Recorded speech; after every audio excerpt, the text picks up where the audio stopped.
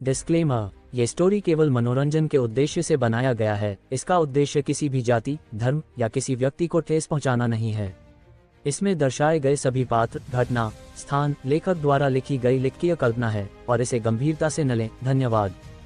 Story पसंद आए तो लाइक, शेयर और हमारे टेलीग्राम को ज्वाइन जरूर करें।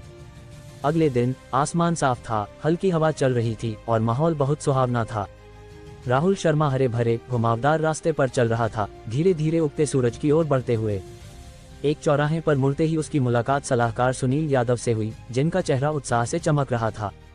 राहुल, हाँ, सुनील ने दोस्ताना अंदाज में राहुल के कंधे पर हाथ रखा। मेरी नज़र कितनी अच्छी है। मैंने पहले ही तुम्हारी असाधारण क्षमता देख ली थी और वाकई तुमने कक्षा का नाम रोशन किया। यहाँ तक कि भूकंप भविष्यवक्ता जैसी ब्लैक टेक्नोलॉजी भी बना डाली। शानदार, बहुत शानदार। हाँ, अच्छी नज़र, असाधारण क्षमता, कक्षा के लिए सम्मान। राहुल को सुनील का मार्गदर्शन और तारीफ का अंदाज नया नहीं था। सुनील ने फिर कहा, अब तुम्हारा करियर तो बन गया, निजी जिंदगी के बारे में भी सोचो। कोई लड़की पसंद है? अगर है तो हिम्मत से आगे बढ़ो। हमारी कक्षा की अमिता यादव भले थोड़ी रिजर्व्ड है, लेकिन बहुत सुंदर है। और कला अकादमी में भी कुछ अच्छी लड़कियां हैं। अफसोस, मेरी बेटी अभी प्राइमरी स्कूल में है। अगर वह बड़ी होती तो शायद तुम्हारे लिए ठीक रहती। राहुल का दम घुटते घुटते बचा। अमिता यादव, कला अकादमी, ठीक है, लेकिन सलाहकार, प्राइमरी स्कूल की बेटी का क्या मतलब? दोनों बात करते हुए चलते रहे और जल्दी ही कक्षा में पहुंच गए। उस वक्त कक्षा के सारे छात्र नए साल की जिंदगी पर चर्चा कर रहे थे। राहुल को अंदर आते देख सबने दरवाजे की ओर देखा और कभी कभी चर्चा की आवाजें उठीं। देखो, राहुल आया, हमारी कक्षा का राहुल, उसने भूकंप भविष्यवक्ता बनाया। पता नहीं। तभी सुनील यादव मंच पर गए। उन्होंने गला साफ किया और बोले, आइए हम तालियों की गड़गड़ाहट के साथ राहुल शर्मा को बधाई दें, जिन्होंने भूकंप भविष्यवक्ता बनाकर भारत और पूरी दुनिया के लिए महान योगदान दिया। वाह! पूरा कमरा तुरंत तालियों से गूंज उठा। सबकी नजरें राहुल पर थीं, प्रशंसा से भरी हुई। सुनील के जाने के बाद चिराग गुप्ता ने उत्सुकता से पूछा, भाई तुमने भूकंप भविष्यवक्ता बनाया? सुनील सर ने बताया, विश्वविद्यालय तुम्हें क्या इनाम देगा? पास खड़े अमित यादव और मोहन गुप्ता ने भी उत्सुक नजरों से देखा। राहुल ने हंसकर कहा, सुनील सर अपनी प्राइमरी स्कूल वाली बेटी को मेरी गर्लफ्रेंड बनाने की योजना बना रहे हैं। तीनों रूममेट्स। 4 दिन पलक झपकते बीत गए। इन दिनों राहुल को रोज दोपहर 12 बजे मिलने वाले लकी गिफ्ट सिर्फ नकद थे। रोजमर्रा की जिंदगी, खाना, सोना सादगी भरी, आरामदायक और सुकून वाली थी। मोहन गुप्ता हॉस्टल में गंभीरता से किताब पढ़ रहा था। चिराग गुप्ता कंप्यूटर पर नजरें गड़ाए था और बीच बीच में अजीब हंसी निकाल रहा था, जबकि राहुल आराम से फोन स्क्रॉल कर रहा था। खट! तभी अमित यादव तेजी से अंदर आया और बोला, मुझे ऑटो शो के कुछ टिकट मिले हैं। इस ऑटो शो में नई BMW, Audi, Mercedes, Ferrari, Porsche और दूसरी सुपर लग्जरी कारें हैं। अरे, मेरी बहन फरारी में सेल्स करती है और वह हमें फरारी ड्राइव करने का मौका दे सकती है। दोस्तों, क्या ख्याल है, साथ चलेंगे? अमित बोलते बोलते उत्साहित हो गया, उसका चेहरा मुस्कान से चमक रहा था। चिराग की आंखें कंप्यूटर स्क्रीन से हटकर चमक उठीं। वह बोला, बिल्कुल जाना है। अमित ने फिर पूछा, भाई तुम चल रहे हो? राहुल कुछ बोलने ही वाला था, तभी उसके दिमाग में एक स्पष्ट सूचना बजी। डिंग! कार्य, ढेर सारा खर्च, 1 करोड़ से ज्यादा की गाड़ियां खरीदें और एक विशेष कौशल का पुरस्कार पाएं। मैं भी चलूंगा, राहुल ने सिर हिलाकर कहा। मोहन ने किताब रखी और हिचकिचाया, मैं। अमित ने मोहन को जवाब का मौका नहीं दिया। उसने उसके कंधे पर हाथ रखा और बोला, ऑटो शो में तुम्हारी पसंद की लंबी टांगें, सफेद सिल्क और खूबसूरत मॉडल्स होंगी। ग्लब! मोहन ने लार ली, उसकी सांसें थोड़ी भारी हो गईं। फिर चारों ने मर्सिडीज बिग जी ली और ऑटो शो की ओर तेजी से बढ़े। इस साल का ऑटो शो सम्मेलन और प्रदर्शनी केंद्र में था। ये जगह पहले से ही समृद्ध थी और विशाल ऑटो शो ने इसे और जीवंत बना दिया। A, B, C, D, E और कई अन्य प्रवेश निकास द्वारों पर भीड़ थी, लोग चर्चा कर रहे थे। चिराग ने एक पत्रिका ली और उसमें खो गया। मोहन ने सिर झुकाया, उसकी आंखें गोल हो गईं और बोला, 19 लाख से ज्यादा। अमित ने भी देखा और आराम से कहा, नई पेट्रोल और इलेक्ट्रिक का हाइब्रिड सिस्टम, 4.0T और V8 इंजन के साथ, वाकई अच्छी है। लेकिन मेरी बहन की फरारी की दुकान देखोगे तो ये कुछ भी नहीं लगेगी। ये कहते हुए अमित की आंखें चमक उठीं, जैसे वह खुद फरारी का मालिक बनने वाला हो। पास खड़ा एक व्यक्ति, जिसके गले में फरारी का वर्क कार्ड लटक रहा था, ने मोहन और बाकियों को देखा। उसके चेहरे पर तिरस्कार की छाया चमकी। लगभग 5 मिनट बाद राहुल और बाकी लोग धीरे धीरे कार मेला में घुसे। अंदर बाहर से ज्यादा भीड़ थी। नजर उठाने पर काली काली भीड़ दिखती थी। सामने कुछ सामान्य गाड़ियों के बूथ थे, टोयोटा, होंडा, हुंडई, फोक्सवैगन वगैरह। कई लोग बूथ पर गए, कुछ टेस्ट ड्राइव ले रहे थे, कुछ पूछताछ कर रहे थे, कुछ तस्वीरें ले रहे थे। बहुत चहल पहल थी। सिर्फ एक चीज अपेक्षा से अलग थी, बूथ पर गाड़ियों और सेल्सपर्सन के अलावा कोई खूबसूरत कार मॉडल नहीं थी। फिर भी सब उत्साह से घूम रहे थे। राहुल और उसके दोस्त चलते चलते देखते रहे। अमित बीच बीच में गाड़ियों पर टिप्पणी करता। टोयोटा की क्वालिटी वाकई अच्छी है, लेकिन लुक औसत है। यह नई BMW अच्छी है, नई मर्सिडीज कुछ खास नहीं लग रही। तभी दूर एक शानदार दिखने वाला फरारी बूथ धीरे धीरे राहुल और बाकियों की नजरों में आया। उस वक्त बूथ पर सिर्फ 2 युवा महिलाएं यूनिफॉर्म में थीं। अमित उत्साह से बोला, वह मेरी बहन की दुकान का बूथ है।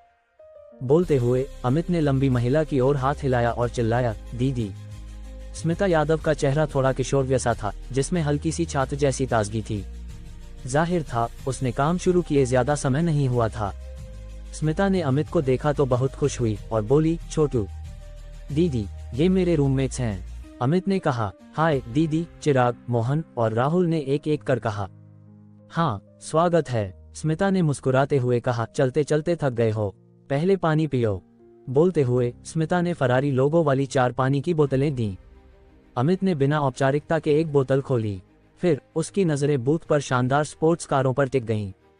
दीदी, क्या हम इन्हें छू सकते हैं? अमित ने पूछा। बिल्कुल, लेकिन पेंट खरोंचने से बचना, स्मिता ने याद दिलाया। फरारी बूथ पर कुल 3 शानदार लाल सुपर कारें थीं।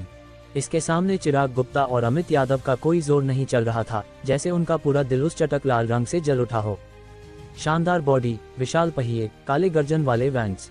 छोटू, इधर आ, मेरी कुछ तस्वीरें ले जरा पास।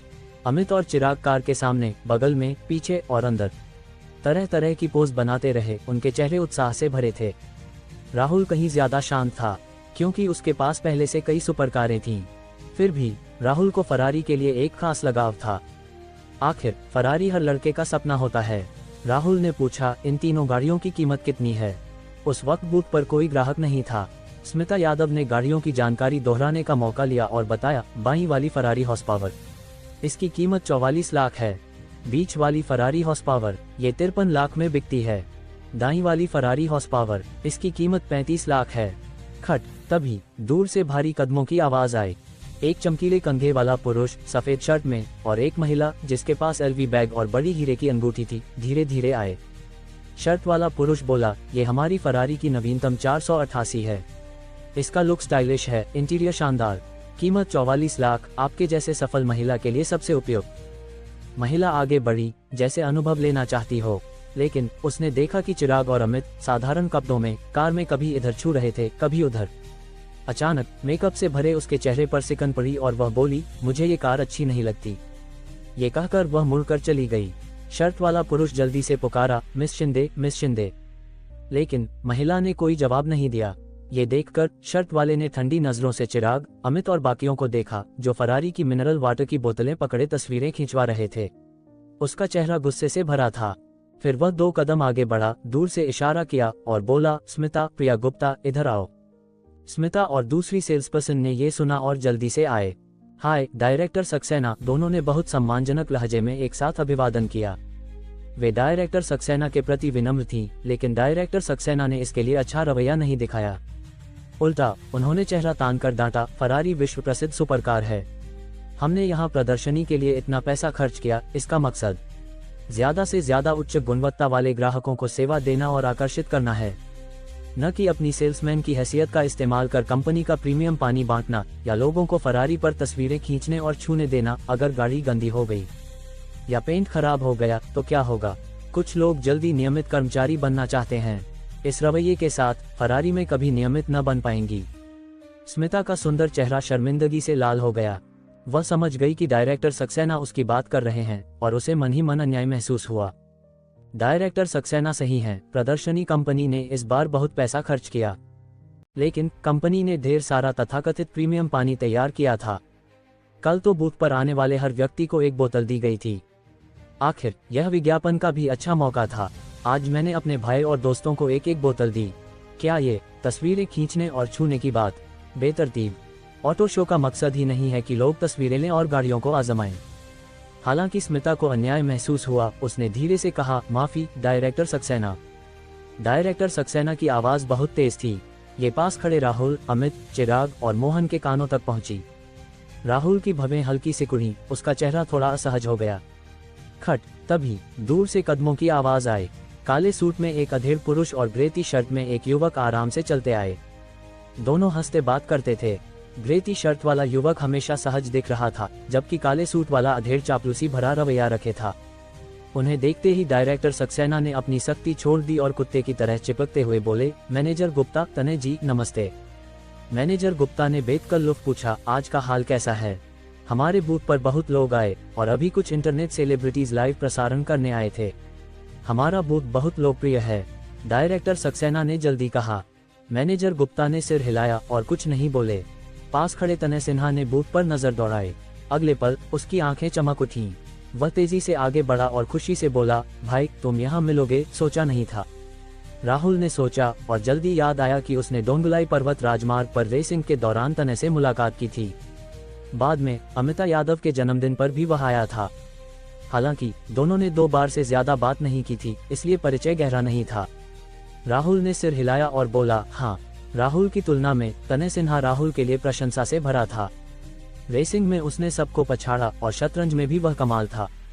यहाँ तक कि सकल के बड़े भाई ललित यादव और रवि मेहता और बड़ी बहन अमिता यादव सभी राहुल के प्रति बहुत दोस्ताना थे। उसके पीछे मैनेजर गुप्ता भी आगे आए। उन्होंने चुपके से राहुल को देखा, फिर सावधानी से पूछा, तने जी ये? ओह मैनेजर गुप्ता, ये राहुल भाई हैं, रेसिंग में मास्टर हैं। उनकी ड्रिफ्टिंग तकनीक तो बस। ललित और रवि भी उनके सामने नहीं टिके, तने ने कहा। हालांकि तने ने ललित यादव और रवि मेहता का पूरा नाम नहीं लिया, लेकिन मैनेजर गुप्ता ने तुरंत दोनों की पहचान अनुमान कर ली। मैनेजर गुप्ता ने प्रशंसा में कहा, ललित और रवि की ड्राइविंग स्किल्स बहुत शानदार हैं। नहीं सोचा था राहुल भाई उनसे भी बेहतर हैं। कमाल। क्या राहुल भाई प्रोफेशनल रेसर हैं? मैनेजर गुप्ता ने सावधानी से पूछा। वह राहुल की पहचान जानना चाहते थे, लेकिन तने को यह समझ नहीं आया। वह गंभीरता से बोला, प्रोफेशनल रेसर भी राहुल भाई से नहीं जीत सकता। फिर तने ने कहा, भाई तुम्हें भी फरारी में रुचि है। ये मैनेजर गुप्ता हैं, जयपुर के फरारी के जनरल एजेंट। वह तुम्हें कोई भी फरारी मॉडल दिला सकते हैं। वैसे अमिता दी की SF90 भी मैनेजर गुप्ता ने दिलाई थी। राहुल ने उदासीनता से कहा, मुझे तो रुचि थी, लेकिन डायरेक्टर सक्सेना ने कहा कि मैंने उनका प्रीमियम पानी पी लिया और फरारी को नुकसान पहुंचा सकता हूं। इतनी कीमती फरारी में अब कौन रुचि ले? हो, तने ने भवें चढ़ाई और राहुल के इशारे की दिशा में देखा। उसका चेहरा ठंडा पड़ गया। तने सिन्हा जैसे अमीर युवा मूर्ख नहीं होते, बल्कि वे आम लोगों से ज्यादा चतुर होते हैं और अंदाजा लगाने व निरीक्षण करने में माहिर। हालांकि तने ने राहुल शर्मा से सिर्फ 2 बार मुलाकात की थी, फिर भी राहुल ने उस पर गहरी छाप छोड़ी। एक तरफ राहुल की रेसिंग स्किल्स शानदार थीं, दूसरी तरफ अमिता यादव, रवि मेहता और ललित यादव का राहुल के प्रति बहुत करीबी रवैया था। अमिता सकल में मशहूर बड़ी बहन थी, जिन्हें कम ही लोग देख पाते थे।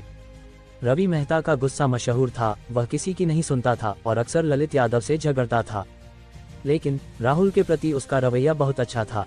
ललित यादव हमेशा सौम्य और शांत दिखता था, सबके साथ अच्छे रिश्ते रखता था, लेकिन दूरी बनाए रखता था। हालांकि वह राहुल के करीब आने की कोशिश करता था।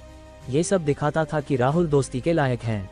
आज जब तने को आखिरकार मौका मिला, वह इसे गंवाना नहीं चाहता था, लेकिन उसे नहीं लगा था कि एक छोटा सा सुपरवाइजर कहेगा कि राहुल ने प्रीमियम पानी पिया, फरारी को नुकसान पहुंचाया। ये तो सरासर बकवास था। तने ने ठंडे स्वर में कहा, तो फरारी इतनी कीमती है? लगता है मुझे अमिता दी, ललित, रवि और बाकी दोस्तों से कहना पड़ेगा कि सकल में कोई फरारी ना खरीदे।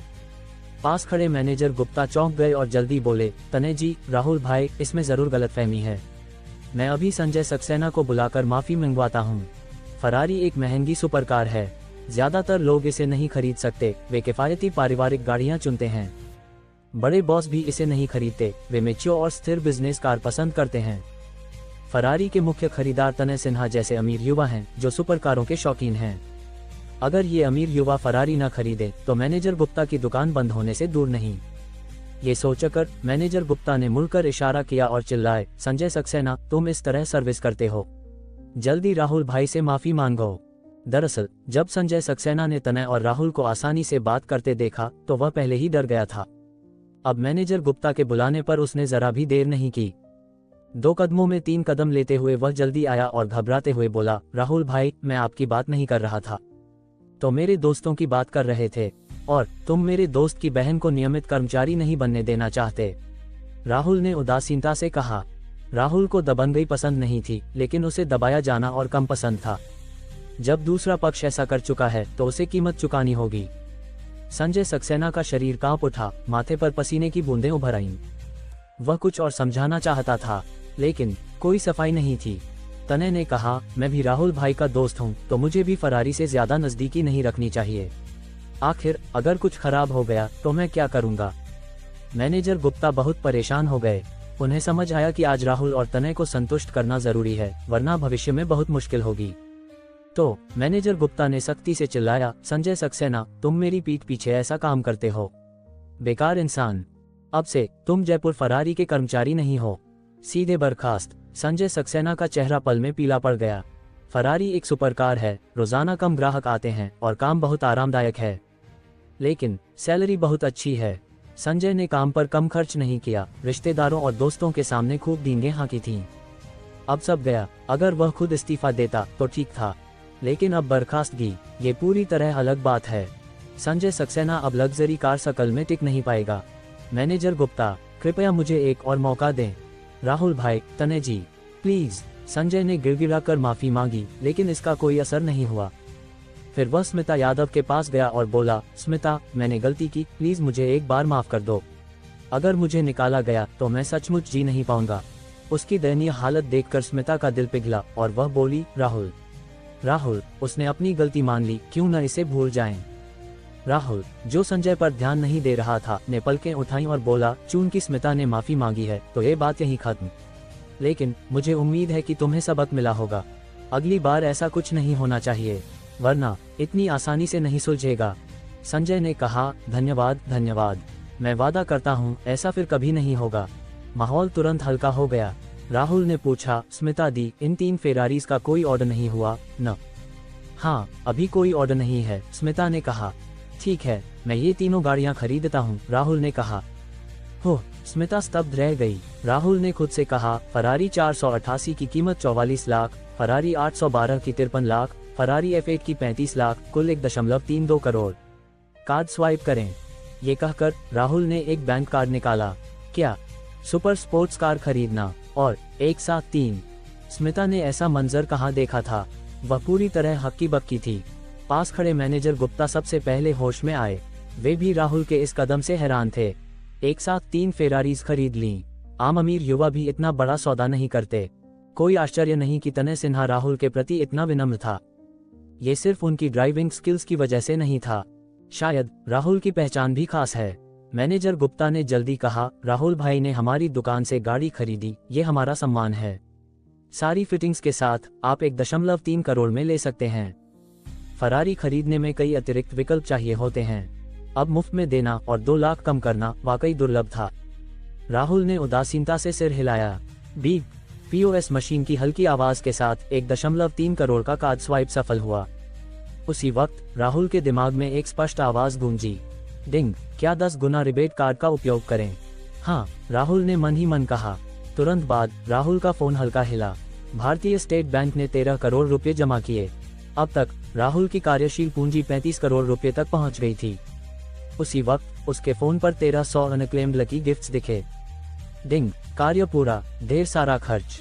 1 करोड़ से ज्यादा की गाड़ियां खरीदकर विशेषज्ञ पेंटिंग स्किल्स का पुरस्कार प्राप्त करें।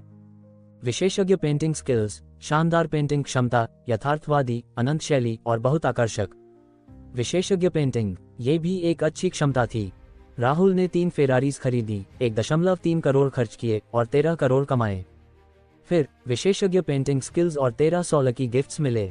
राहुल ने हल्का सिर हिलाया, इस यात्रा से काफी संतुष्ट था। तनय सिन्हा एक मजबूत अमीर युवा था, लेकिन राहुल को एक साथ 3 फेरारीज खरीदते देख वह भी अंगूठा दिखाने से नहीं रहा। जैसा राहुल भाई वैसा ही भव्य। फिर उसने अपनी कलाई पर वैशरॉन कॉन्स्टेंटिन घड़ी देखी और बोला, खाने का समय हो गया। भाई, आज दुर्लभ मुलाकात है। पास में एक अच्छा क्लब है, साथ खाना खाकर आराम करें। तनय ने राहुल की मदद की थी और राहुल को भी भूख लगी थी। साथ खाने में कोई हर्ज नहीं था। तो राहुल ने सिर हिलाया और बोला, ठीक है। मैनेजर गुप्ता ने कहा, राहुल भाई, तने जी, क्या मैं साथ चल सकता हूँ? तने ने जवाब नहीं दिया, बल्कि राहुल की ओर देखा। जाहिर था वह राहुल को फैसला लेने दे रहा था। राहुल ने उदासीनता से सिर हिलाया और बोला, साथ आओ। आखिर संजय सक्सेना का मामला खत्म हो चुका था और मैनेजर गुप्ता ने इसे ठीक से संभाला था, तो ज्यादा अकड़ दिखाने की जरूरत नहीं थी। मैनेजर गुप्ता ने ये सुना और खुशी से बोले, ठीक है, धन्यवाद राहुल भाई, धन्यवाद तने जी। फिर राहुल ने मर्सिडीज बिग जी चलाकर अमित यादव, मोहन गुप्ता, चिराग गुप्ता और स्मिता यादव को लिया और सब बाहर की ओर बढ़े।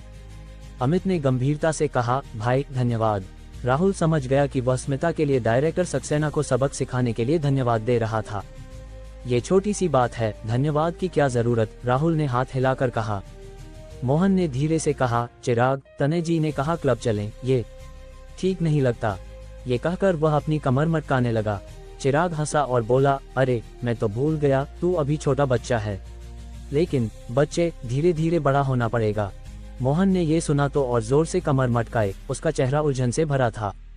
तभी अब तक स्तब्ध स्मिता बोली, राहुल, तुमने एक साथ 3 फेरारीज खरीद ली, क्या ये ज्यादा नहीं? वरना मैं मैनेजर गुप्ता से 2 गाड़ियां रिफंड करने को कहती हूँ। राहुल ने हंसकर कहा, कोई बात नहीं, ये सस्ती गाड़ियां हैं तो मैंने कुछ ज्यादा ले ली, बदल बदल कर चलाऊंगा।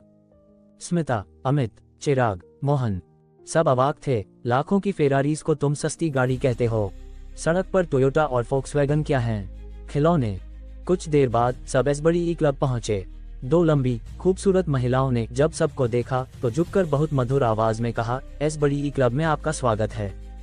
एसबड़ी क्लब की छत 5 मीटर ऊंची थी, जो बहुत खुली लगती थी।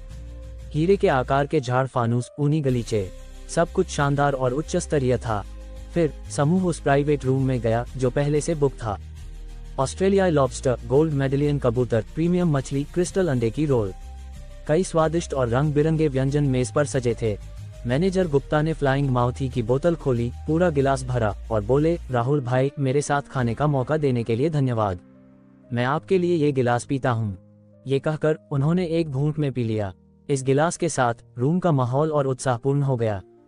ये खाना सबने बहुत मजे से खाया। फिर वेटर के बुलावे पर सबने नहाया और बाथरोब पहने। मोहन बाथरूम में कमर मटकाते हुए बोला, चिराग, हम ऐसा करना ठीक नहीं। चिराग ने हंसकर कहा, क्या गलत? थोड़ी देर बाद तू मजे से चिल्लाएगा। ये कहकर वह पहले बाहर चला गया। मोहन ने दांत पीसे और बाहर निकला। अगले पल दर्जन भर सुंदर महिलाएं, जिनके शरीर सुडौल थे और हनफू पहने थे, उनके सामने सलीके से खड़ी थीं। वे हल्का झुकी और एक साथ बोली, नमस्ते। चिराग और बाकियों ने लार ली और महिलाओं के इशारे पर लेट गए। डिंग, वसंत जैसी संगीतमय धुन के साथ आसपास सफेद धुंध छा गई, जैसे स्वर्गलोक हो। 2 महिलाएं झुककर उनके हाथ पैर धीरे धीरे मसाज करने लगी, जबकि एक कान साफ कर रही थी। देवताओं का सुख भी इससे ज्यादा क्या होगा। पलक झपकते अंधेरा हो गया। सब आराम से एसबड़ी क्लब से बाहर निकले। डिंग, छिपा कार्य शुरू, शुद्ध रूप से जिंदगी का आनंद। एक सिल्वर लकी गिफ्ट प्राप्त करें। राहुल के चेहरे पर अजीब भाव उभरे। आज की किस्मत क्या थी? एक दिन में 2 कार्य पूरे।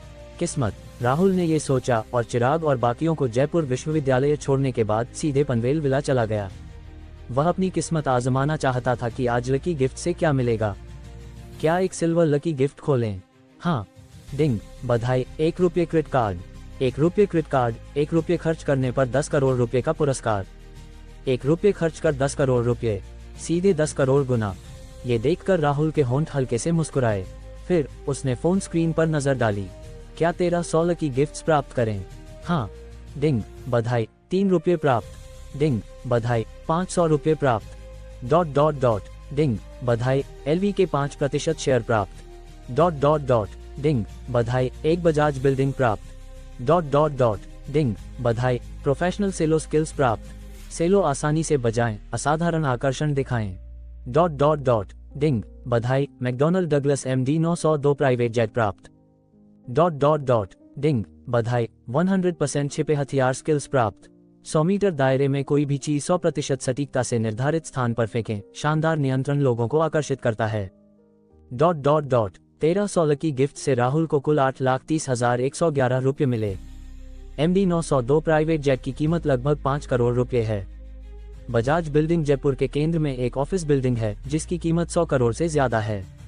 अलवी एक लग्जरी ब्रांड है जिसका बाजार मूल्य 1 ट्रिलियन से ज्यादा है। इसके 5% शेयरों की कीमत करीब 5,000 करोड़ है। दूसरे शब्दों में इन 1300 लकी गिफ्ट से राहुल ने कुल 5,000 करोड़ से ज्यादा की कमाई की।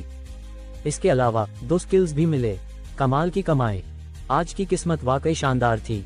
राहुल के चेहरे पर भी मुस्कान खिल उठी। अगले दिन आसमान साफ था। राहुल शर्मा दुर्लभ ही अकेले विशाल बिस्तर पर लेटा था जब उगता सूरज खिड़की पर पड़ा। वह आखिरकार जागा। राहुल ने लापरवाही से फोन देखा। हमेशा की तरह स्क्रीन पर एक टेक्स्ट मैसेज पहले से था। भारतीय स्टेट बैंक ने 17,20,000 रुपये जमा किए। इसके बारे में राहुल को जरा भी परवाह नहीं थी। उसने फोन पलटा, उठकर मुंह धोया और बाहर चला गया। दरवाजा खोलते ही उसकी नजर एक शानदार हेलीकॉप्टर पर पड़ी। राहुल रुका और उसे थोड़ी देर देखा, फिर कोएनिक्स एक CCR चलाकर पास के एक रेस्तरां गया। उसने snow clam crystal dumplings, sea cucumber udon noodles, bird's nest porridge, कुल 900 रुपये का सादा सा नाश्ता ऑर्डर किया। रेस्तरां से निकलने के बाद राहुल ने बगल के छोटे सुपरमार्केट से टिश्यू का पैक खरीदा। 1 रुपये खर्च, क्या 1 रुपये क्रेडिट कार्ड का उपयोग करें? हाँ। कुछ देर बाद उसका फोन हल्का हिला। भारतीय स्टेट बैंक से 10 करोड़ रुपये जमा। सुबह सुबह एक छोटा लक्ष्य कमाकर राहुल के होंठ हल्के से मुस्कुराए। अब तक उसकी कार्यशील पूंजी 45 करोड़ तक पहुंच गई थी। जयपुर विश्वविद्यालय। आज सुबह प्रिया गुप्ता की कक्षा थी। पूरा क्लासरूम सुबह सुबह खचाखच भरा था, लेकिन अमित यादव और बाकियों ने राहुल के लिए सीट बचा रखी थी। प्रिया गुप्ता की कक्षा में समय जैसे अपने आप तेज हो जाता था। थोड़ी देर बाद छुट्टी की घंटी बजी। सभी छात्रों की नजरों में प्रिया ने चौक रखा और बोली, कक्षा खत्म।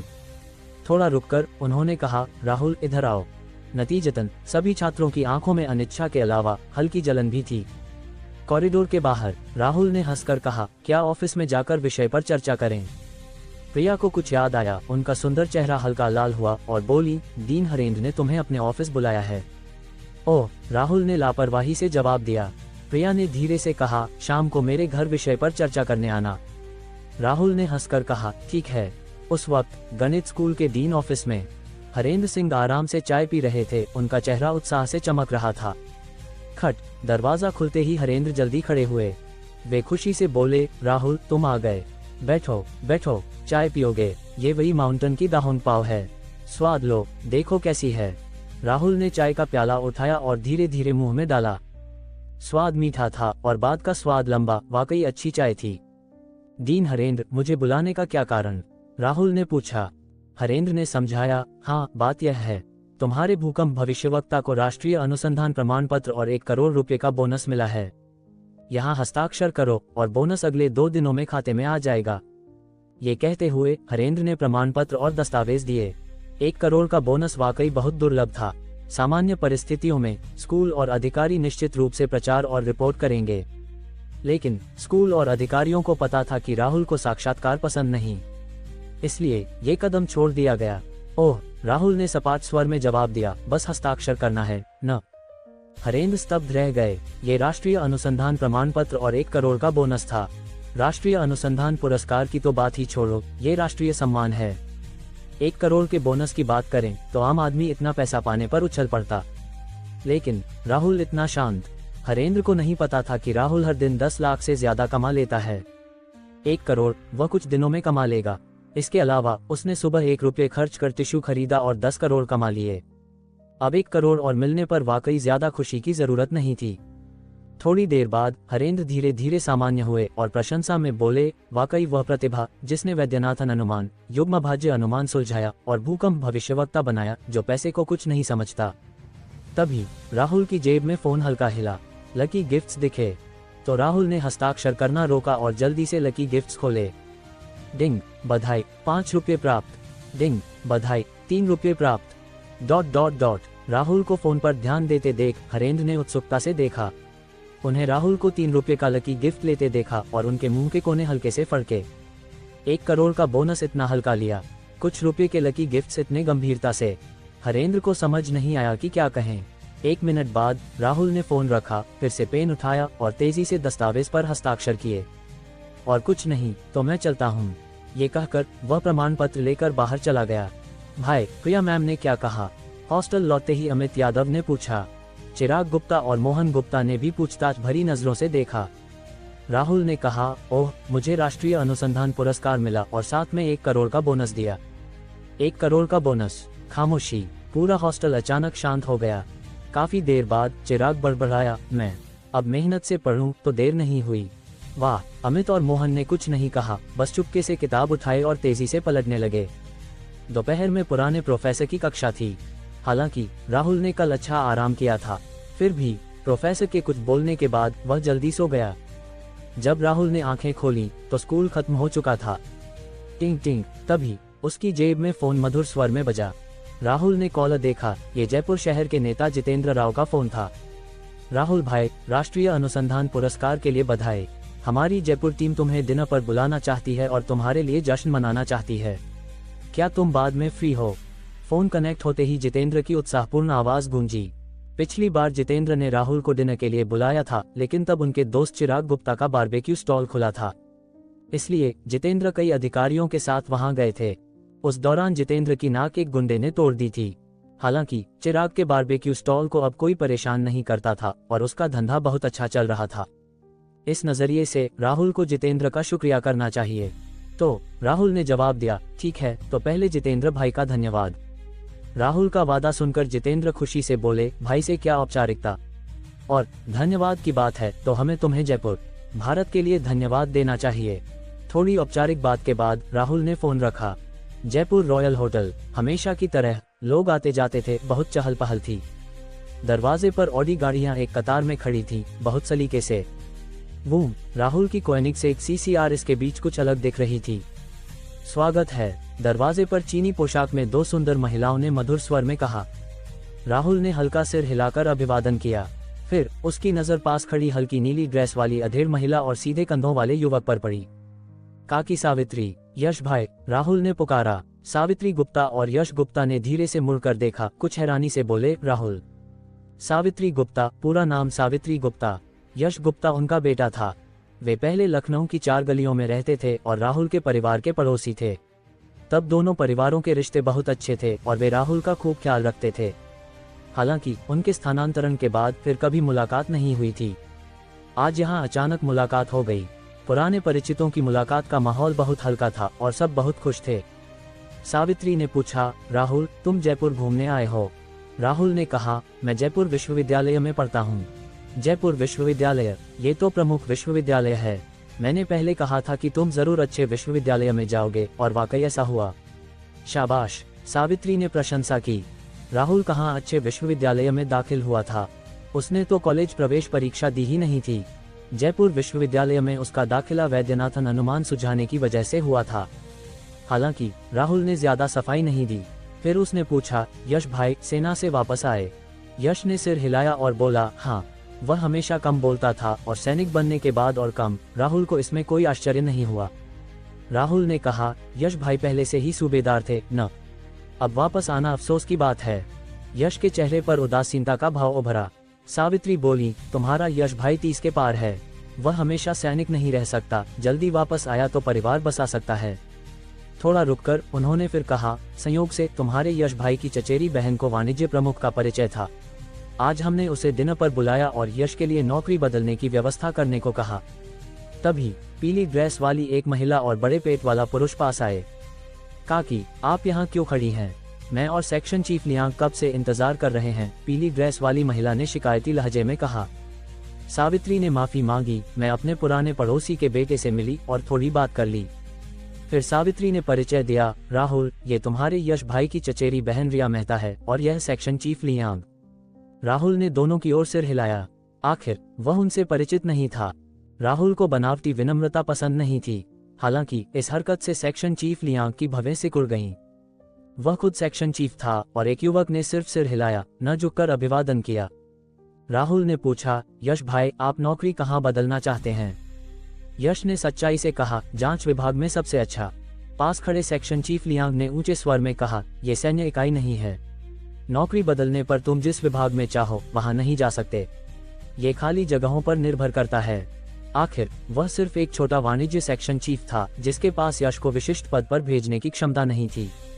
यहाँ तक कि अगर उसके पास ये क्षमता होती तो भी उसे बहुत मेहनत करनी पड़ती। सेक्शन चीफ लियांग ऐसा प्रयास नहीं करना चाहता था। वैद्यनाथन अनुमान और युग्मभाज्य अनुमान सुझाने वाले राहुल के पास शक्तिशाली विश्लेषण और तार्किक सोच थी। वह कैसे नहीं समझ सकता था कि लियांग क्या कह रहा था।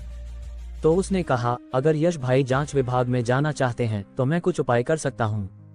सेक्शन चीफ लियांग की भवें और सिकुड़ गईं। उसने अभी कहा कि कोई भी विभाग नहीं चुन सकते, और इस युवक ने तुरंत कहा कि वह उपाय कर सकता है। क्या यह उसकी बेइज्जती नहीं थी? सेक्शन चीफ लियांग ने ठंडे स्वर में कहा, चूंकि वह तुम्हें सही विभाग में भेजने का उपाय कर सकता है तो तुम सीधे उससे मदद मांग लो। ये कहकर वह मुड़कर जाने लगा। रिया मेहता ने जल्दी कहा, सेक्शन चीफ लियांग नाराज न हो, वह सिर्फ एक बच्चा है, इसे दिल पर न लें। सेक्शन चीफ लियांग ने हल्का हंसकर कहा, बच्चे बकवास नहीं करते, अनुशासन की कमी है। बार बार अपमान के बाद राहुल का गुस्सा भड़क उठा। क्षमता ज्यादा नहीं, लेकिन लहजा काफी बड़ा है। रिया का चेहरा बदल गया और उसने धीरे से कहा, तू ऐसा कैसे बोलता है? जल्दी सेक्शन चीफ लियांग से माफी मांग। राहुल ने कहा, माफी? मैं क्यों माफी मांगूं? मैं तो सच बोल रहा हूँ। सावित्री का चेहरा असहज हो गया। एक तरफ उसका भतीजा था, दूसरी तरफ उसके बेटे की नौकरी का मामला।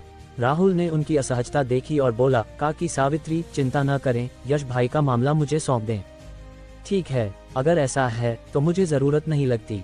सेक्शन चीफ लियांग का चेहरा इतना बिगड़ा कि वह तेज कदमों से चला गया।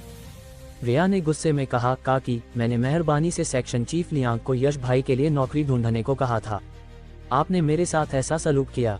उसने सावित्री को जवाब देने का मौका नहीं दिया और जल्दी से सेक्शन चीफ लियांग के पीछे भागी। बोली, सेक्शन चीफ लियांग माफी मांगती हूँ, मुझे अपने रिश्तेदारों की मदद नहीं करनी चाहिए थी।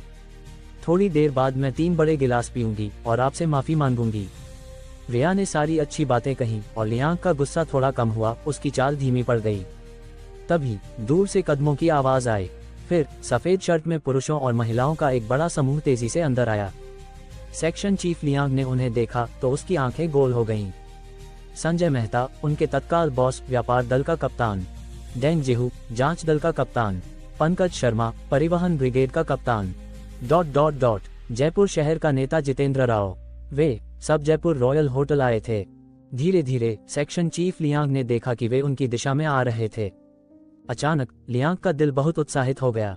हालांकि वह समझता था कि ये नेता उसके लिए नहीं आए थे, फिर भी उनके पास से गुजरते वक्त नमस्ते कहना और चेहरा पहचानना अच्छा था।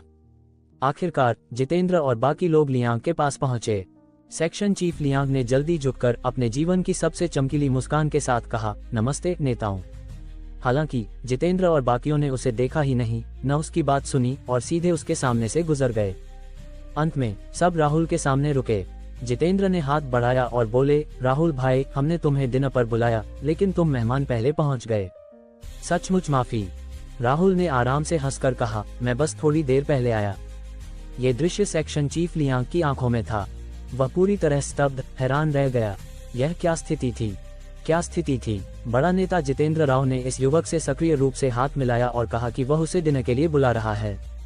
जांच दल, परिवहन दल के कप्तान और उसके तत्काल बॉस सभी उसके प्रति इतने सम्मानजनक थे।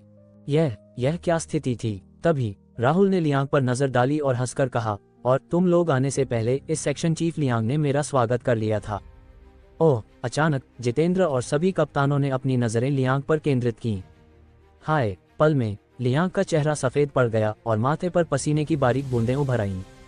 वह हकलाते हुए बोला, हाँ, माफी राहुल, श्री राहुल, मुझे अभी तक तैशान की पहचान नहीं थी और मैंने आपसे टकराव किया। माफी। जितेंद्र राव और अन्य लोग मूर्ख नहीं थे, बल्कि वे आम लोगों से ज्यादा चतुर थे और बहुत ज्यादा। उन्हें समझ नहीं आया कि यह section chief Liang Rahul Sharma का स्वागत क्यों नहीं कर रहा था, बल्कि उसे पूरी तरह अपमानित कर रहा था। जितेंद्र को लियांग नहीं पता था, लेकिन उनका चेहरा गुस्से से भरा था। आज आखिरकार राहुल को फिर से डिनर पर बुलाया था और इस तरह व्यवधान पड़ा। पास खड़े व्यापार दल के नेता संजय मेहता को ठीक ठीक पता था कि राहुल की कितनी भयानक पहचान है और साथ ही यह भी कि जितेंद्र के दिल में राहुल का कितना ऊंचा स्थान है। अब उनके मातहत सेक्शन चीफ ने राहुल को अपमानित किया। ये तो सरासर बकवास था। संजय मेहता हैरान और गुस्से में बोले, लियांग जैन, तुमने क्या किया? लियांग की कमर और नीचे झुकी, उसका शरीर कांपने लगा, जिससे पसीने की बड़ी बूंदें लगातार जमीन पर गिरने लगीं। संजय मेहता को उसे झुकते देख लेकिन बोलते न देख और ज्यादा गुस्सा आया। लियांग जैन, अगर तुम आज श्री राहुल को संतुष्ट नहीं कर पाए तो कल तुम्हें नौकरी से हाथ धोना पड़ेगा। लियांग का शरीर नरम पड़ गया और वह जमीन पर गिरते गिरते बचा। उसकी नाक और आंखों से आंसू बहने लगे। वह घबराते हुए बोला, राहुल, श्री राहुल, माफी, माफी। राहुल ने उसकी दयनीय हालत देखी और अब इसकी परवाह नहीं की। वह बोला, आगे से हमेशा ऊंचा रुतबा मत दिखाना, वरना अगली बार माफी से बात नहीं सुलझेगी। हाँ, धन्यवाद श्री राहुल, धन्यवाद श्री राहुल, लियांग ने जल्दी कहा। पास खड़ी रिया मेहता पूरी तरह स्तब्ध थी। सेक्शन चीफ लियांग अचानक राहुल के प्रति इतना विनम्र क्यों हो गया? राहुल ने रिया को पूरी तरह नजरअंदाज किया और इसके बजाय सावित्री गुप्ता का परिचय दिया। काकी सावित्री, ये जयपुर शहर के नेता जितेंद्र राव हैं। धड़ाम, ये वाक्य जैसे एक गड़गड़ाहट रिया मेहता, सावित्री गुप्ता और बाकियों के कानों में बार बार गूंजा। जयपुर शहर का नेता, यह एक बड़ा व्यक्ति था। अब वह उनके सामने खड़ा था। इसके अलावा उसने अभी राहुल से सक्रिय रूप से हाथ मिलाया था और राहुल को भाई कहा था। कोई आश्चर्य नहीं कि सेक्शन चीफ लियांग ने अचानक राहुल से माफी मांगी। जितेंद्र ने फिर से हाथ बढ़ाया और बोले, सावित्री जी नमस्ते। नमस्ते, नमस्ते नेताजी। सावित्री एक पल के लिए हक्की बक्की रहीं, फिर बहुत उत्साहित हो गईं। उन्हें कभी नहीं लगा था कि उन्हें जयपुर शहर के नेता से आमने सामने मिलने का मौका मिलेगा, यहाँ तक कि एक दिन उनके साथ हाथ मिलाने का भी। राहुल ने परिचय जारी रखा, ये काकी सावित्री का बेटा यश गुप्ता है। वह कुछ साल पहले सूबेदार था, अब वह जयपुर शहर के जांच दल में वापस आना चाहता है। क्या कोई उपयुक्त पद है? सावित्री ने जल्दी कहा, मेरे यश ने दूसरी और तीसरी श्रेणी के सम्मान भी जीते हैं। हालांकि सावित्री जितेंद्र और बाकियों के सामने बहुत घबराई हुई थीं, लेकिन अपने बेटे की चिंता में वह बोल पड़ी। जितेंद्र ने गंभीरता से कहा, सैनिकों ने देश की स्थिरता के लिए अनगिनत खून पसीना बहाया है। उन्हें रोजगार के अवसर देना हमारा कर्तव्य है। पास खड़े जांच दल के कप्तान डेंग जेहू बोले, सावित्री जी, यश नमस्ते, मैं जयपुर शहर के जांच दल का नेता डेंग जेहू हूँ। नेता जितेंद्र सही कह रहे हैं, ये हमारा कर्तव्य है और यश इतना शानदार है। थोड़ा रुककर डेंग जेहू ने फिर कहा, हमारे जयपुर के चिरस्थायी जिले में जांच क्षेत्र के कप्तान का एक पद खाली है। अगर यश को आपत्ति न हो तो वह इस पद पर आ सकता है। चिरस्थायी जिले का जांच कप्तान। जानकारी के लिए, कई लोग जीवन भर मेहनत करते हैं और शायद जिला जांच दल का नेता नहीं बन पाते। इसके अलावा चिरस्थायी जिला जयपुर का मुख्य शहर है। सावित्री ने आज सेक्शन चीफ लियांग से मदद मांगी थी। अगर यश किसी गली का नेता बन पाता तो वह आभारी होती। अब वह सीधे चिरस्थायी जिले के जांच दल का कप्तान बन गया। सावित्री का चेहरा आश्चर्य से भरा था। हालांकि यश ने हिचकिचाते हुए कहा, कप्तान डेंग, मैं पहले कभी जांच करता नहीं रहा और अब चिरस्थायी जिले के जांच दल का नेता। डेंग जेहू ने उसे पूरा नहीं बोलने दिया और सीधे कहा, तुमने सेना में इतने सैनिकों को संभाला, अच्छी तरह व्यवस्थित किया, एक छोटा जांच दल तो आसान होगा। तुम्हें विनम्र होने की जरूरत नहीं। यश ने डेंग जेहू की तेज नजर देखी, उसकी कमर अनायास सीधी हो गई और गंभीरता से बोला, धन्यवाद कप्तान डेंग, मैं आपकी उम्मीदों को निराश नहीं करूंगा। हाँ, मुझे तुम्हें धन्यवाद देना चाहिए कि तुमने मेरा निमंत्रण स्वीकार किया, क्योंकि इससे हमारे जयपुर चिरस्थायी जिले को एक काबिल जांच दल नेता मिलेगा। डेंग जेहू ने हंसकर कहा। माहौल तुरंत हल्का हो गया। राहुल ने हंसकर कहा, तो चिरस्थायी जिले में एक और काबिल जांच कप्तान के जश्न में कप्तान डेंग को मेरे साथ थोड़ा और पीना होगा। डेंग जेहू ने यह सुना तो उसका चेहरा खुशी से भर गया। उसे लगा कि यश को जांच दल का कप्तान बनाना उसके जीवन के सबसे सही कामों में से एक था। यहाँ तक कि जितेंद्र ने डेंग जेहू को हल्की जलन भरी नजर से देखा। वह सही समय पर बोले, चलो रूम में चलें, अच्छे से पिएं। फिर राहुल ने सावित्री गुप्ता और यश गुप्ता को साथ लेकर 888 लग्जरी रूम में गया। जितेंद्र और बाकियों के जोर देने पर राहुल सबसे अंदर मुख्य सीट पर बैठा। इसके बारे में राहुल ने कोई बहाना नहीं बनाया, क्योंकि उसके लिए चाहे कहीं भी बैठे, बस खाना है। जयपुर रॉयल होटल ने स्पष्ट रूप से तैयारी कर रखी थी। सबके अंदर जाते ही एक के बाद एक स्वादिष्ट व्यंजन परोसे गए। जितेंद्र ने जोर से कहा, सबसे पहले मैं राहुल भाई को राष्ट्रीय अनुसंधान पुरस्कार जीतने के लिए हार्दिक बधाई देता हूं। मैं सुझाव देता हूं कि सभी राहुल भाई के लिए एक गिलास पिएं। ये कहकर जितेंद्र ने सबसे पहले गिलास उठाया। वाह! अचानक मौजूद सभी ने गिलास उठाए और फिर एक घूंट में पी लिया। राहुल ने कहा, सबका धन्यवाद। उसने भी एक गिलास पी लिया। एक गिलास शराब के बाद रूम का माहौल और उत्साहपूर्ण हो गया। राहुल ने खुद के लिए एक और गिलास भरा और बोला, कप्तान डेंग, मैं आपके लिए एक गिलास पीता हूँ। पहला गिलास अपने लिए। डेंग जेहू उत्साह से खड़े हुए और बोले, श्री राहुल, मुझे आपके लिए पीना चाहिए। ये कहकर उन्होंने जानबूझकर गिलास बहुत नीचे रखा और एक घूंट में पी लिया। भोज लगभग 3 घंटे तक चला, फिर धीरे धीरे खत्म हुआ। सावित्री गुप्ता, जो कभी शराब नहीं पीती थी, ने आज एक बड़ा गिलास पी लिया। उस वक्त उनका चेहरा थोड़ा गर्म था। राहुल, नेता जितेंद्र ने कहा कि तुमने राष्ट्रीय अनुसंधान पुरस्कार जीता। होटल से बाहर निकलते हुए सावित्री को ये याद आया और उन्होंने पूछा। राहुल ने कहा, हाँ, भूकंप भविष्यवक्ता बनाया था, इसलिए सरकार ने एक प्रमाण पत्र दिया।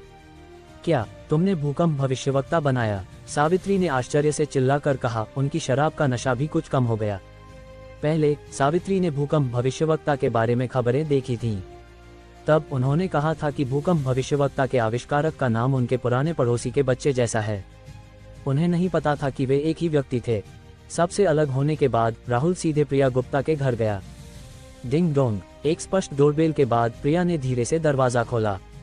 आज स्कूल में प्रिया ने सफेद शर्ट और काली पैंट पहनी थी। वह गरिमामयी और सक्षम दिख रही थी और एक अनोखा शिक्षक जैसा आकर्षण बिखेर रही थी। घर पर उन्होंने ढीले पतले घरेलू कपड़े पहने थे, गोरी त्वचा, सुडौल शरीर, जैसे नवविवाहिता अपने पति का इंतजार कर रही हो। राहुल की सांसें हल्की भारी हो गईं। प्रिया ने कहा, मेरे कमरे में आओ। ठीक है, राहुल ने खुशी से कहा। हालांकि कमरे में घुसने के बाद राहुल थोड़ा हैरान रह गया, क्योंकि कमरे में ड्राफ्ट पेपर का एक बड़ा ढेर था। उस पर तरह तरह की जटिल गणनाएं लिखी थीं। राहुल स्तब्ध होकर बोला, गणित के सवाल हल करने हैं। प्रिया के होंठ हल्के मुड़े और उन्होंने कहा, क्या हुआ? आज स्कूल में मैंने तुम्हें मेरे घर विषय पर चर्चा करने को नहीं कहा था। हाँ, राहुल ने शर्मिंदगी से कहा। राहुल ने सवालों को थोड़ी देर देखा, पेन उठाया और तेजी से लिखने लगा। टक टक टक। अचानक मध्यम रोशनी वाले कमरे में तेज और लयबद्ध खटखट की आवाज गूंजी, जैसे कोई सुंदर संगीत। प्रिया ने राहुल की एकाग्रता देखी, उनकी धड़कनें तेज हो गईं। आखिरकार वह राहुल की बाहों में झुकीं। मैंने अभी नहाया नहीं, राहुल ने कहा। लेकिन प्रिया को परवाह नहीं थी। ऊपर नीचे अथक खोज, पसीने की बारिश। उस रात राहुल और प्रिया बेडरूम के हर कोने में थे। अगले दिन राहुल और प्रिया ने एक साथ नाश्ता किया, फिर वह कोएनिक से एक सीसीआर चलाकर जयपुर विश्वविद्यालय की ओर बढ़ा। प्रिया बिस्तर पर आराम करने चली गईं। सुबह की सड़कें हमेशा जाम रहती थीं और कई गाड़ियां ट्रैफिक लाइट के सामने लंबी कतार में थीं। राहुल को जल्दी नहीं थी, वह बहुत आराम से था। तभी उसके दिमाग में एक सूचना बजी। डिंग, छिपा कार्य पूरा, रिश्तेदारों और दोस्तों को लाभ, एक सिल्वर लकी गिफ्ट प्राप्त करें। रिश्तेदारों और दोस्तों को लाभ। राहुल स्तब्ध रह गया। थोड़ी देर बाद उसे याद आया कि जांच दल के कप्तान डेंग जेहू ने आज यश गुप्ता के लिए एक आधिकारिक दस्तावेज जारी किया था। शायद इसी वजह से राहुल ने सिल्वर लकी गिफ्ट सीधे खोला। डिंग, बधाई, पेंगुइन के 5% शेयर प्राप्त। पेंगुइन शायद भारत की सबसे बड़ी ऑनलाइन कंपनी है, जिसका बाजार मूल्य 5 ट्रिलियन से ज्यादा है। 5% शेयर 250 अरब रुपए से ज्यादा के हैं। दूसरे शब्दों में, राहुल ने कल सावित्री काकी की मदद की और 250 अरब रुपए से ज्यादा कमाए।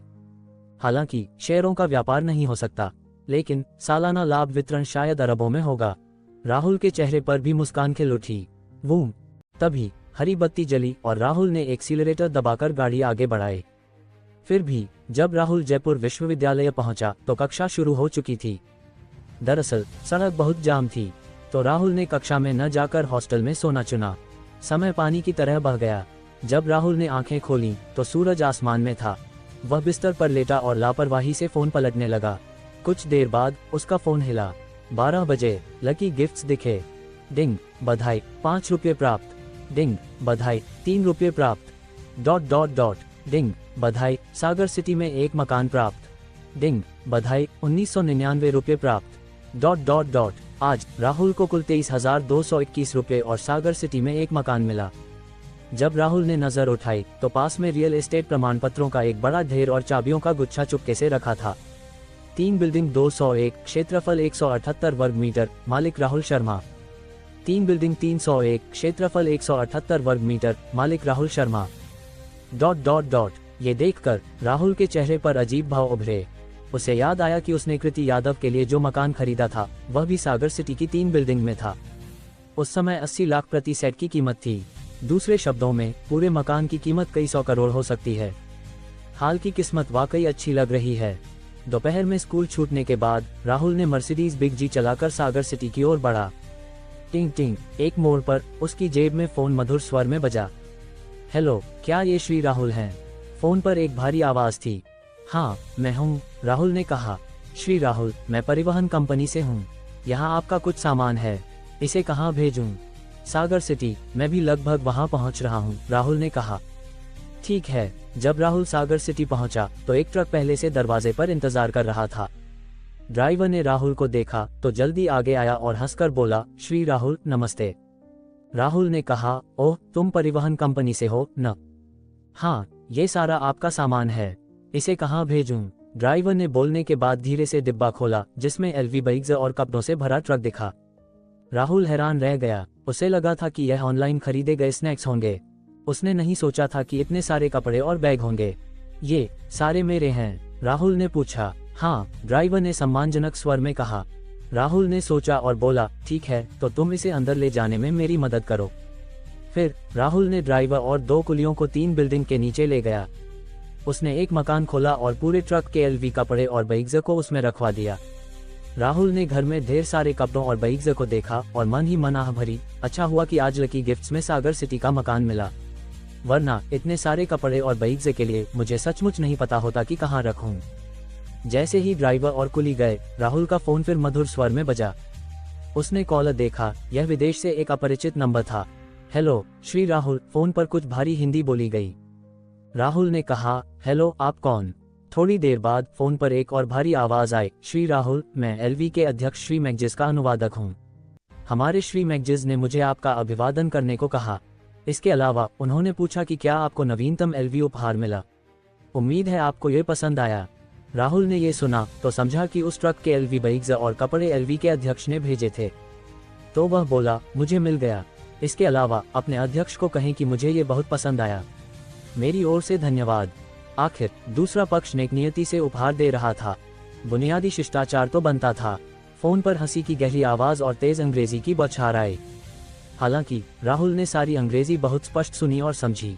आखिर राहुल के पास प्रोफेशनल अंग्रेजी अनुभव था, लेकिन उसने इसे जाहिर नहीं किया क्योंकि राहुल भारतीय है और उसे सिर्फ भारत पसंद है। तुरंत बाद अनुवादक ने कहा, अध्यक्ष जी ने कहा आपको ये पसंद आया। भविष्य में एलवी के सारे नए उत्पादों की एक कॉपी आपको भेजी जाएगी। अनुवादक के साथ कुछ और बात करने के बाद राहुल शर्मा ने फोन रखा। हालांकि वह जाने के बजाय कृति यादव को एक मैसेज भेजा। थोड़ी देर बाद कृति यादव और हिना गुप्ता 25वीं मंजिल से नीचे आईं। जब उन्होंने लिविंग रूम में कपड़ों और बैग्स का पहाड़ देखा तो दोनों की आंखें चमक उठीं। सीमित संस्करण स्टीमर, परसों रिलीज हुआ सीमित संस्करण LVCRAFTY ट्रिब्यूट ... दोनों बार बार चिल्लाईं। वे पहले फ्लाइट अटेंडेंट थीं और तरह तरह के मशहूर ब्रांड्स को जानती थीं। इस्तीफा देने के बाद जब भी फुर्सत होती वे ऑनलाइन कपड़े और बैग्स देखती थीं। इसलिए कपड़ों और बैग्स के ब्रांड और मॉडल को एक नज़र में पहचान लिया। इनमें से कोई भी महंगा और अमूल्य सीमित संस्करण था। इस कमरे में वे जमीन पर बेतरतीब ढेर में थे, उनकी संख्या शायद लाखों से ज्यादा। ये तो बस अकल्पनीय था। राहुल ने उनकी हैरान अभिव्यक्ति देखी और आराम से बोला, ये सारे कपड़े और बैग्स मेरे हैं, तुम इन्हें अपनी मर्जी से इस्तेमाल कर सकती हो। हाय भगवान। हालांकि जब राहुल ने कृति और हिना को नीचे बुलाया था उन्हें इस संभावना का अंदाजा था, लेकिन राहुल के साफ तौर पर कहने के बाद वे बहुत हैरान थीं। राहुल, तुमने अचानक इतने सारे एलवी के सीमित संस्करण कपड़े और बैग्स क्यों खरीदे? कृति ने पूछा। ओह, मैंने नहीं खरीदा, यह एलवी के अध्यक्ष ने भेजा था। और सिर्फ यही नहीं, उन्होंने कहा कि भविष्य में हर बार एलवी नया उत्पाद लॉन्च करेगा तो उसकी एक कॉपी भेजेंगे, क्योंकि मैंने एलवी के 5% शेयर खरीदे हैं, राहुल ने कहा। स्वाभाविक रूप से राहुल यह नहीं कहेगा कि ये 5% एलवी शेयर उसे 2 दिन पहले 1300 लकी गिफ्ट्स खोलने पर मिले थे, क्योंकि सिस्टम और लकी गिफ्ट्स ये सब उसके रहस्य थे।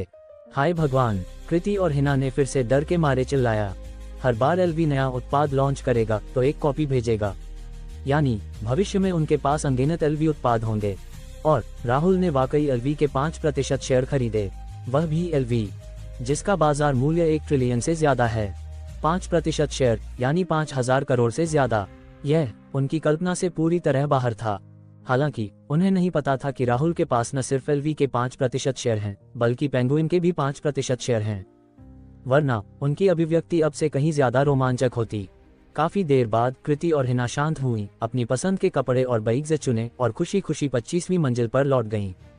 तभी हिना ने पूछा, राहुल भाई, वे सारे एलवी कपड़े और बैग्स 5वीं मंजिल पर हैं, क्या तुमने 5वीं मंजिल भी खरीद ली? राहुल ने सिर हिलाया और बोला, सिर्फ 5वीं मंजिल नहीं, सागर सिटी की यह पूरी इमारत मैंने ले ली है। पूरी इमारत। दोनों ने फिर से आंखें फाड़ी और आश्चर्य से चिल्लाईं। दूसरे लोग एक मकान खरीदने के लिए लंबे समय तक चिंता करते हैं। राहुल ने पूरी इमारत खरीद ली। राहुल ने दोनों के आश्चर्य की परवाह नहीं की।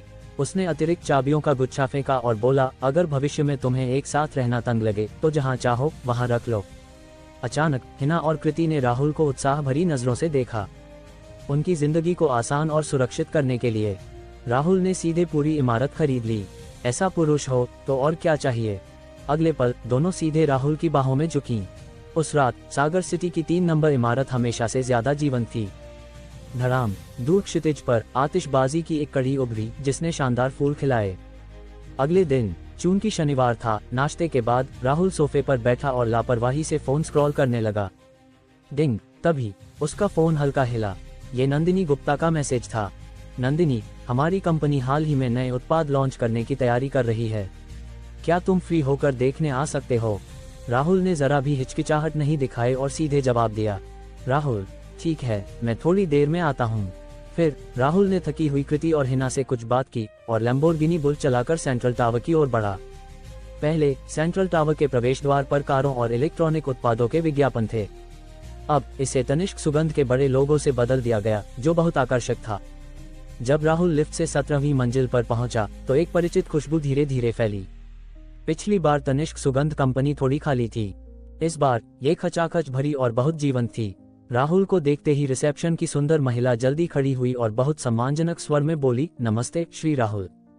हाल ही में तनिष्क सुगंध की प्रभावशीलता बहुत अच्छी थी। यहाँ तक कि सभी कर्मचारियों के बोनस और वेतन में भी भारी वृद्धि हुई थी। रिसेप्शन की महिला को अच्छी तरह पता था कि यह सब राहुल की वजह से था। इसके अलावा राहुल का चेयरमैन नंदिनी गुप्ता के साथ बहुत अच्छा रिश्ता था और उनके पास कंपनी के 30% शेयर थे। हर दृष्टिकोण से राहुल सम्मान के पात्र थे। राहुल ने सिर हिलाया और बोला, नमस्ते। रिसेप्शन की महिला ने फिर कहा, श्री राहुल चेयरमैन से मिलने आए हैं। चेयरमैन अभी ऑफिस में हैं।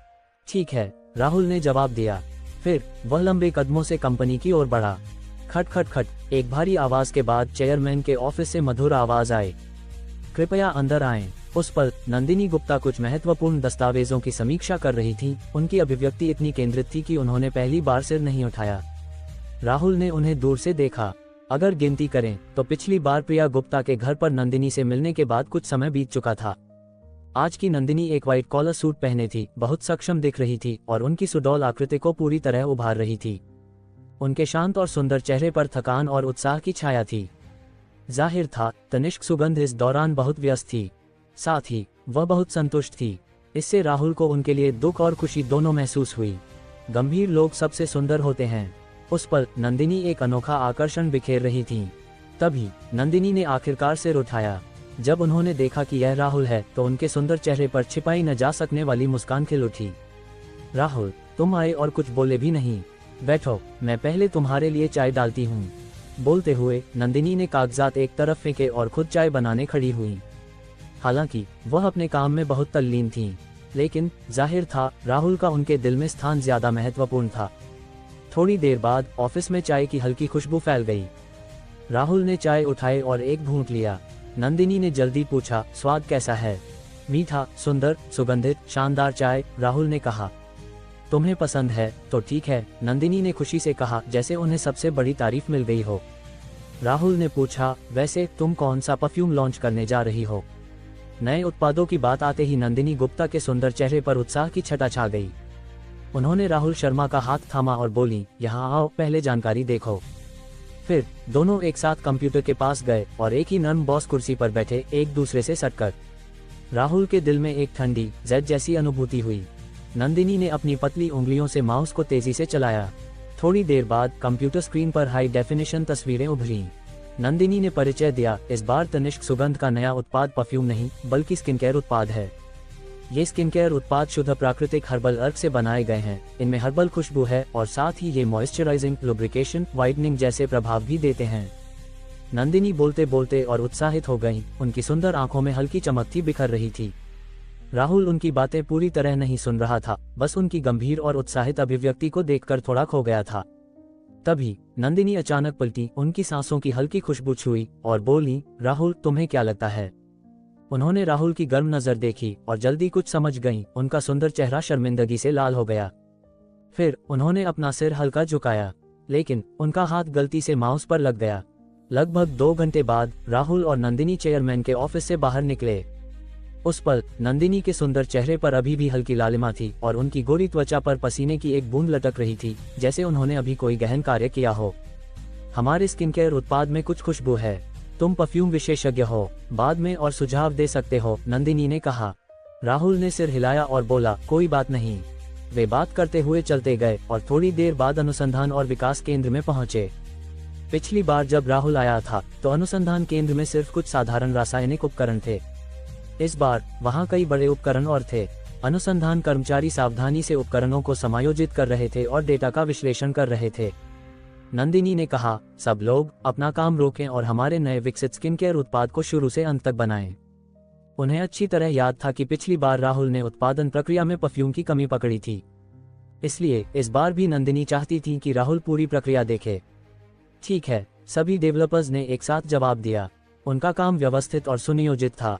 पहले हानिरहित सिर्फ में रखे विभिन्न पौधों और लकड़ियों को निकाला गया, छांटा गया और रंगहीन किया गया।